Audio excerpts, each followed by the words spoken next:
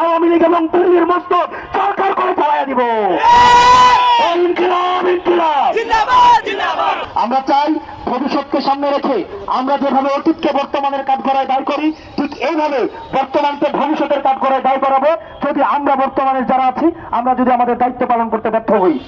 সুতরাং ওসমান হাদি ভাইয়ের প্রশ্নে, বাংলাদেশের প্রশ্নে, পরবর্তী প্রজন্মের প্রশ্নে আমাদের মত এবং পথ কম্প্রোমাইজ করা হইলেও আমাদেরকে একসাথে থাকতে হবে। আওয়ামী লীগ এবং ইন্ডিয়ার প্রশ্নে আমাদের একটা সেটেলমেন্টে আসতে হবে। আপনি তলে তলে পরকিয়া করবেন, রাতের অন্ধকারে ব্যবসা করবেন। আওয়ামী লীগের সাথে কার কার ব্যবসা ছিল আগে আমরা জানি না, কিন্তু ভোটের সুস্থ থাকবেন। ওসমান হাদির জন্য যে আমাদের অশ্রু ঝরে, এটা অশ্রু না, এটা হচ্ছে ক্রোধ।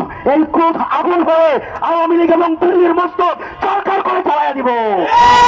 ইনকিলাব ইনকিলাব জিন্দাবাদ জিন্দাবাদ।